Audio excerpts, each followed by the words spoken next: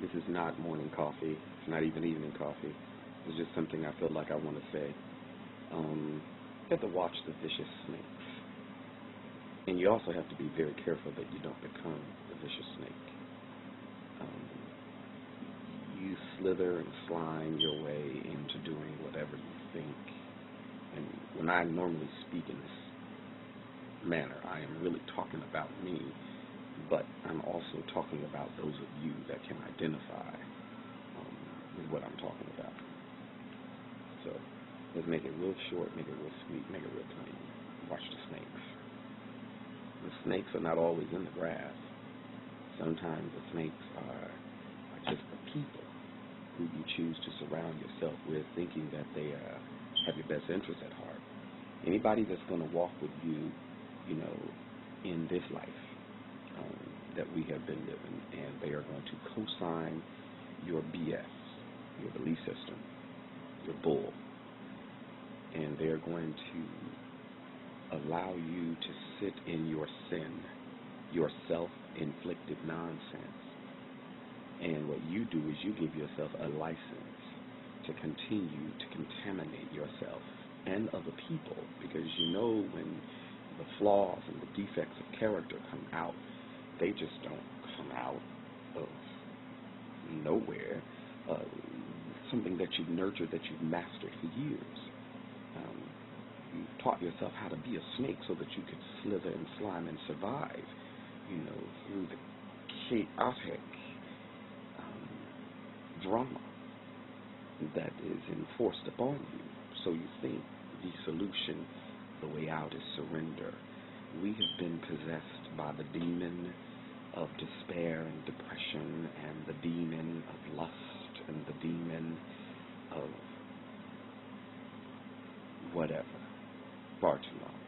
As I was sitting in church, I realized that I could sit in church and hear the message, but if the message isn't falling on fertile ground, or it isn't connecting to the God within me, then the message is foul. It's like noise. It doesn't matter.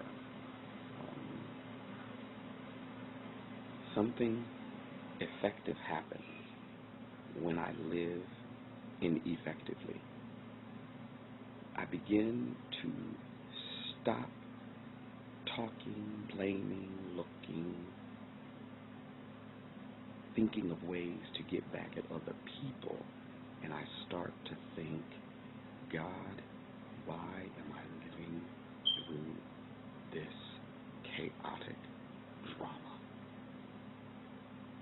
Self-imposed prison. Why can't I get back to the innocence of spirit when I first met you? Why can't I summon the spirit within me to do the right thing for the right reason all the time? Why? And then it dawned on me, it isn't my job to be God. I mastered how to be Rodney. So that comes with my good, that comes with my bad, that comes with my indifference. And I have to remember that whatever I sow, I'm going to reap. If you are putting it out in the universe, be clear that you are going to get it back. For me, I may have gotten it back through my health. I may have gotten it back through being on dialysis. I may have gotten it back through attracting people who aren't meant to feed my spirit, but who are rather sent to get and take what they can and treat me like they can just walk all over me, like I'm a rug or something. I attract that because I put that out. Now, once I can get honest about who and what I am, then I can be careful of the snakes around me, because I've been a snake for a very long time. And confession without commitment means nothing. And watch people who want to judge you for what you are doing or what you have or what is going on in your life. Watch them very carefully, because they'll point out your flaws and they'll hide behind their mask while trying to tear you down, and they're living the exact same way. You shall know the fruit.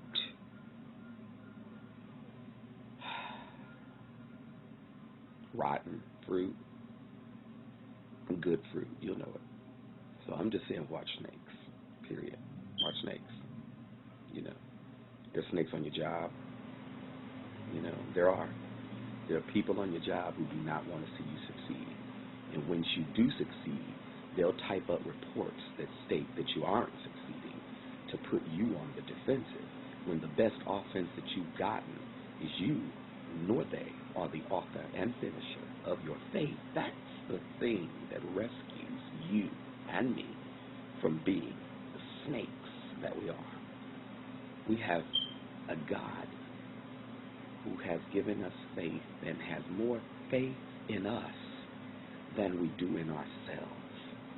There's more faith in us than we do in our every day-to-day life adventures. Has more faith that even through our destitution, even through our prostitution, even through our negativism, even through our cheating, even through our lying, even through our dishonesty, even through the crud, even through our need for self and instant gratification, even through the times that we have tried so hard on our own will to stop living in the curse, even through all that, God, unconditionally, the God I believe, the God within me, sees so far beyond that snake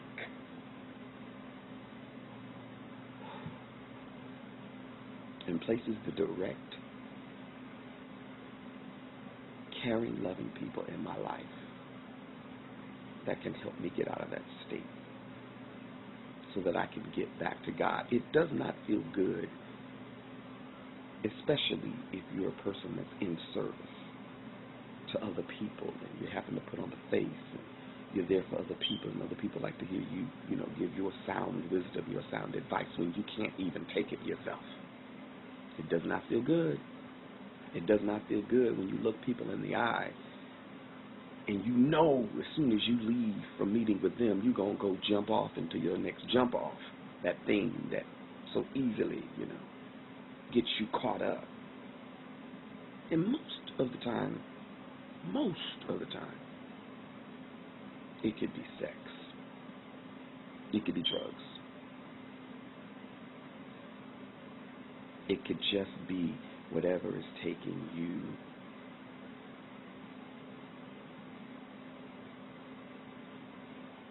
whatever destroying you. And while you're crying out, God help me, you best believe He hears the prayer. In the process, watch the snakes. Stay away from the snakes. And it's simple. You remember how you were a snake. You can be a snake. You will stay away.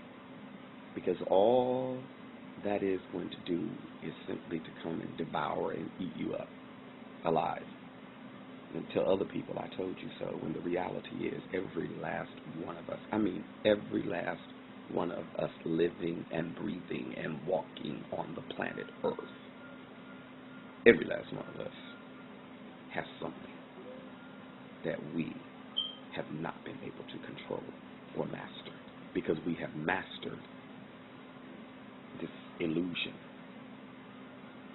We have mastered giving people roles and assignments in our lives to the point where we don't know who they are, we don't know who we are. We can't even be a good friend to our friends, and we can't even be a good enemy to our enemies because we're so confused, because we've mastered the confusion.